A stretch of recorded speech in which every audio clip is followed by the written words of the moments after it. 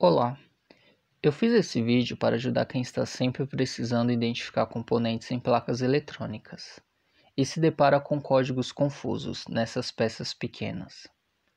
Os componentes SMD são apenas componentes eletrônicos que são soldados na superfície da placa. Alguns até possuem o seu código completo marcado na sua carcaça. Porém, conforme a tecnologia foi avançando, os componentes foram ficando cada vez menores e chegou a um ponto onde apenas só há espaço de escrever 2 ou 3 letras ou números em cima deles. Então, o primeiro desafio é identificar o que está escrito no componente. Para isso, limpe bem a placa. Se necessário, conte com o auxílio de uma lupa ou até mesmo a câmera do celular. Atenção com alguns caracteres que se parecem bastante. Por exemplo, o número 0 e a letra O, a letra I e o número 1, entre outros. Após saber o que está escrito, chegou na parte em que eu mais quero falar, que é como pesquisar corretamente o código. Há muitos sites por aí que oferecem listas com códigos SMD, porém poucos dessas listas são realmente completas. O que vou recomendar aqui é a lista mais completa que eu já encontrei. Se trata deste livro aqui, que pode ser encontrado em PDF na internet. Ele conta com mais de 75 mil códigos, todos muito bem organizados. Uma coisa importante é conhecer o encapsulamento do componente. Neste livro que falei, logo na segunda página, ele tem um sumário onde divide os encapsulamentos por números de pinos. Então você tem encapsulamentos de 2 pinos, 3 pinos, 4 pinos e por aí vai. Ele também tem umas opções de encapsulamentos bem específicos. Esses dois aqui, SOT89 e SOT223, além de possuir também alguns códigos BGA. Ou seja, esse livro é bem completo e organizado mesmo. Para exemplificar, vou aqui na lista de componentes de 3 pinos. Observe quantos códigos diferentes temos para componentes com código 2B. São muitos. É chato identificar, porém é bem provável que seu componente esteja aqui. E eu não conheço nenhum site que te dá todas essas opções de componente. Este livro é o melhor na minha opinião. Eu sempre começo filtrando pelo encapsulamento, então veja aqui que ele tem um encapsulamento de cada código. Alguns são mais comuns. SOT23, SOT323, o SC75.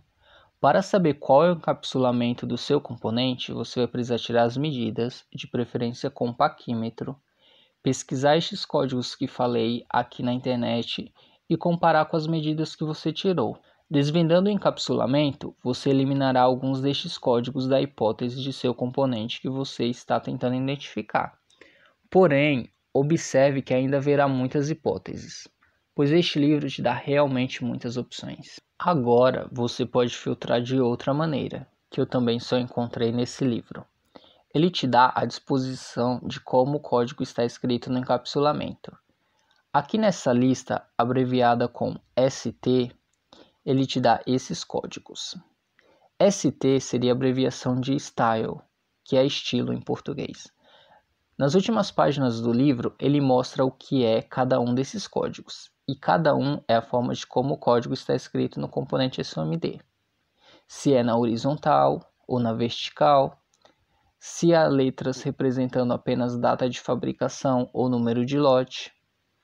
Por exemplo, neste daqui, apenas os 2 primeiros caracteres são o código do componente, os outros 2 caracteres são o número de lote. E isso te ajudará a filtrar mais ainda e identificar qual é o verdadeiro código do seu componente. Essa lista também mostra se o seu componente é um diodo comum, um diodo Zener, um transistor, PNP ou NPN, um diodo duplo, regulador de tensão, entre outros. Ele também mostra a disposição dos pinos para alguns componentes, como onde é o VCC, onde é o GND, entrada, saída. Então, se você souber do que se trata o seu componente, a partir da análise da placa ou até um esquema eletrônico da mesma, isso também ajudará na filtragem.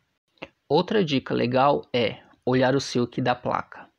Algumas placas identificam os componentes através de marcações escritas nela.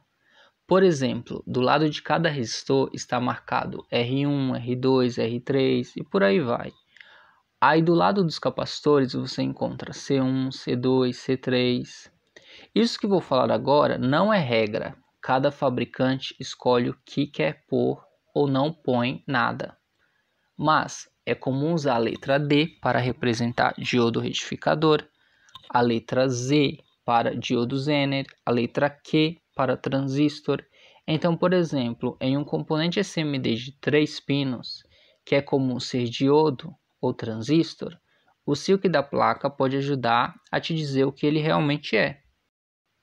Eu espero que essas dicas ajudem vocês na próxima vez que estiverem tentando identificar um código de componente SMD.